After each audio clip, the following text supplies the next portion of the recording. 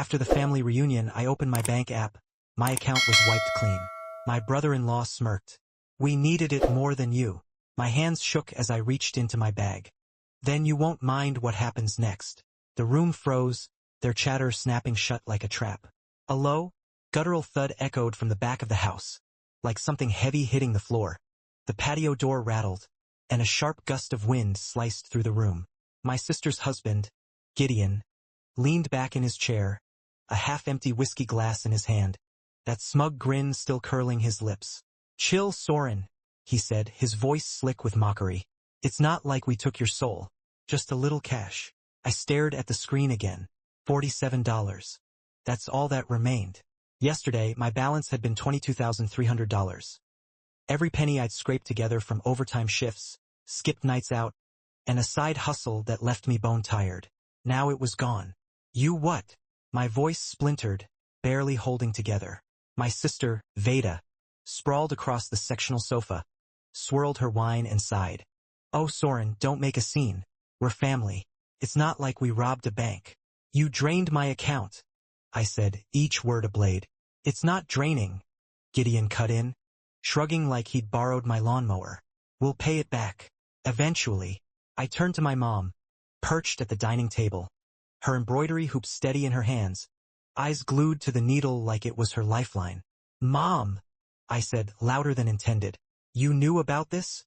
She exhaled, a weary sound that made me feel like I just ruined Christmas. Soren, you're always so intense. You've got a good job, no kids, no debt. You're fine. So that makes it okay to steal from me? I snapped. Watch your tone. My dad grunted from the recliner, scrolling through his tablet without looking up. I faced Veda, my chest tight, like a fist was squeezing my lungs. How did you even get into my account? She didn't blink. You left your banking app logged in on the family iPad. Honestly, Soren, that's on you. My fault. My fingers clenched, nails biting into my palms. My breath came in shallow bursts, like I was suffocating in their indifference. You're blowing this out of proportion, Gideon said, sipping his whiskey. We didn't blow it on stupid stuff. Rent, bills, real life.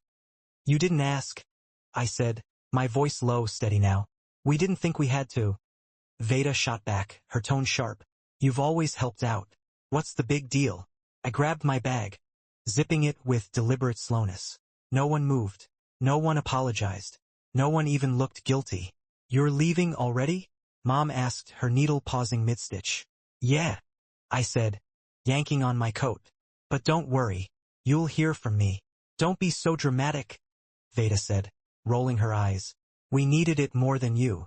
That's just how it is. I gripped the doorknob, paused, and looked back. Then you won't mind what's coming next. They chuckled. Actually chuckled. As I stepped into the chilly October evening. But something was already in motion. The crisp Minnesota air stung my face as I stormed to my car. My cousin Tilda caught up, her sneakers crunching on the gravel drive. Soren, you okay? She asked, her voice soft, hesitant. No, I muttered, wrenching open the driver's door. I heard Veda, she said, glancing back at the house. That was messed up. I didn't respond. If I opened my mouth, I'd scream. This wasn't new. For years, I'd been the dependable one. Solid job, no family to support. The guy who never said no. It started small. Veda's car payment when she forgot to budget. Then Gideon's short-term loan after he got fired from his sales gig. A new laptop for their kid, which I didn't offer to buy. They just assumed I would. Every time they acted like I owed them. You're lucky, Soren, Mom would say, her voice warm but laced with expectation. You don't have the burdens Veda does. You're blessed, so you share. Family looks out for each other. Dad would add like it was carved in stone. Translation. We raised you, now open your wallet. I never asked for anything back. Not when I was laid off for 6 months. Living off canned soup and skipping rent. Not when I gave up weekends to rebuild my savings. Not even when I covered Veda and Gideon's $4,200 medical bill 3 years ago. You've always stepped up. That's your thing, right? There it was. That's your thing. I hung up without another word. That night, sleep wouldn't come. I replayed every moment from the last 8 years.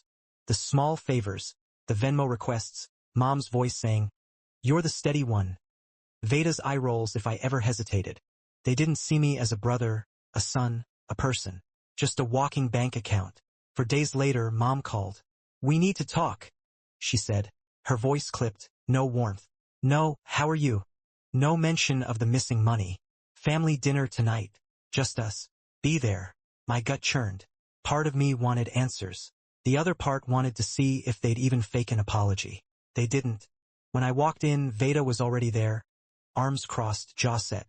Gideon slouched beside her, scrolling on his phone, unbothered. Mom was in the kitchen, stirring something that smelled like burnt onions. Dad sat at the table, flipping through a stack of mail like it was just another evening. "So," Veda started as I sat down, "are we going to act like grown-ups, or what?"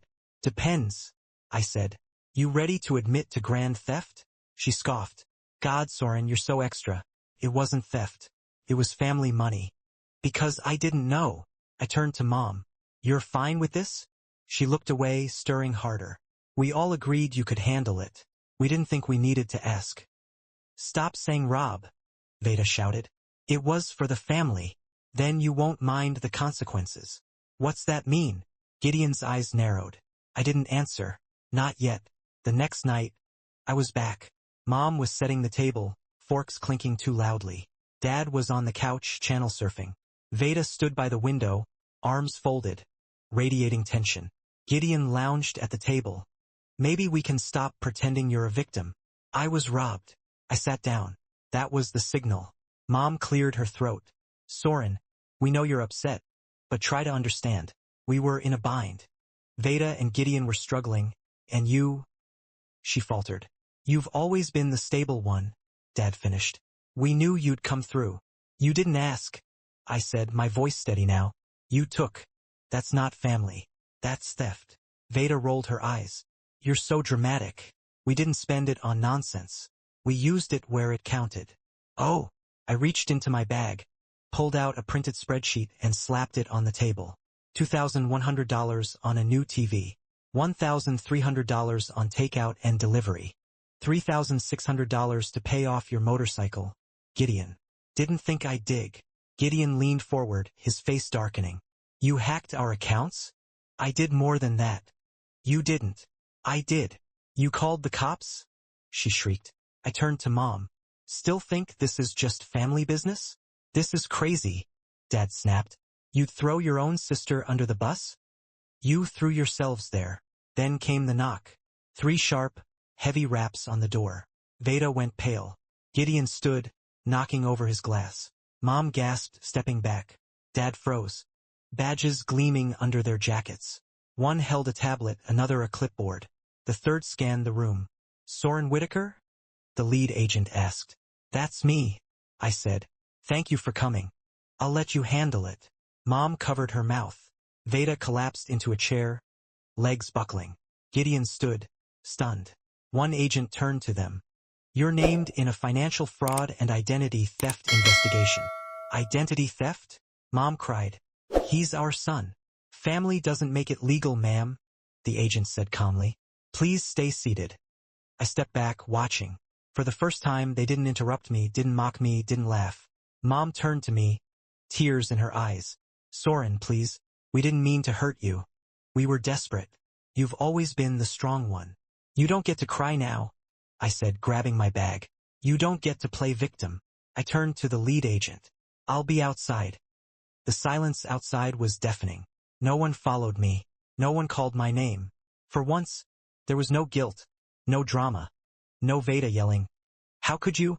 Just the cold night air and the crunch of my boots on the driveway. I drove aimlessly, past strip malls and flickering streetlights. My phone buzzed. Veda, Mom, Dad. I ignored them. By midnight, I pulled into the gravel lot of my grandmother's old lake cabin, an hour north of Minneapolis. She'd passed 4 years ago, but I still had the key. "If they ever turn on you, Soren," she'd said, "this place is yours. Always." That night it was. I slept for 12 hours, no texts, no weight on my chest. When I woke, I brewed coffee in a chipped mug and stood on the deck, watching the sunrise glint off the lake. For the first time in years, I could breathe. The fallout was swift. The next day, Dad emailed. "This is too far, Soren. You've shamed us." Where's your loyalty? I didn't reply. Then Veda texted. Hope you're happy. They froze my accounts. Gideon's job is on the line. You destroyed us over some money. Some money? Try $22,000. Try a decade of quiet sacrifice. Then Mom left a voicemail, her voice breaking. Soren, honey, you didn't have to do it this way. We could have sorted it out as a family. They're talking about charges. We might lose the house. I replayed that line, we might lose the house. For the first time, I didn't care. Maybe swapped a few words at Thanksgiving. His message was brief. Heads up, Veda's saying you okayed the transfers. She's got a lawyer. Watch yourself. I almost laughed. Even now, she was twisting it. That night, I called my attorney. Send everything, I said, and file for a restraining order. Not every message was hostile. A week later, an email came from Mira, Gideon's older sister. I know we haven't spoken much, but you did the right thing. I always saw how they treated you, how they leaned on you. I thought you were cold before. Now I see you were strong. I stared at her words. Strong. No one in my family had ever called me that. 2 months later, my phone rang. Unknown number. I almost ignored it, but something made me answer. Soren? It was Veda, her voice small, raw. I know I screwed up. I went too far. I didn't think it'd end like this. Gideon's been fired. Mom's a mess. Dad won't even look at me. And you? She paused. You had the power to break us. And you did. I let the silence linger. I didn't break anything, I said finally. I just stopped letting you break me. Can you stop it? Drop the charges. Please. I'll do anything. I remembered her words at the reunion. We needed it more than you. I smiled, cold and sharp.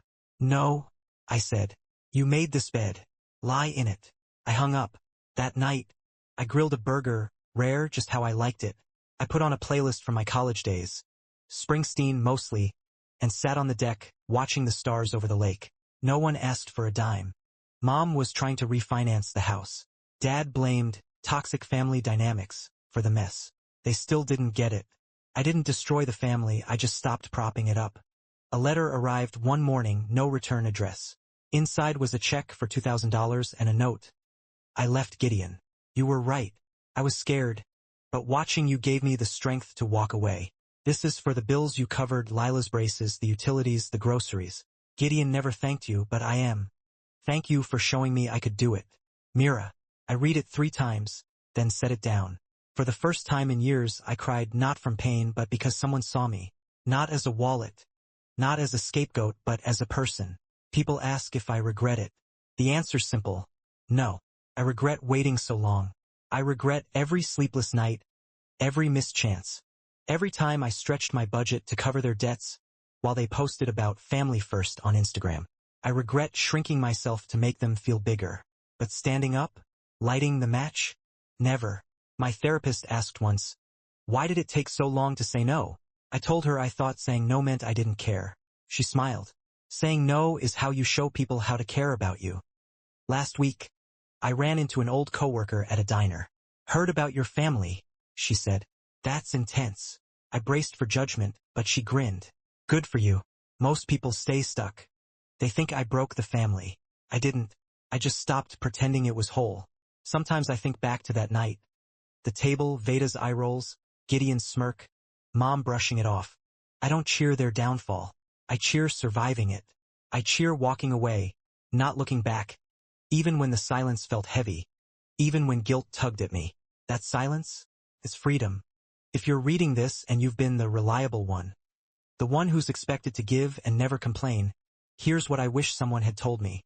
You don't have to burn yourself out to keep others warm. You're allowed to stop. You're allowed to walk away.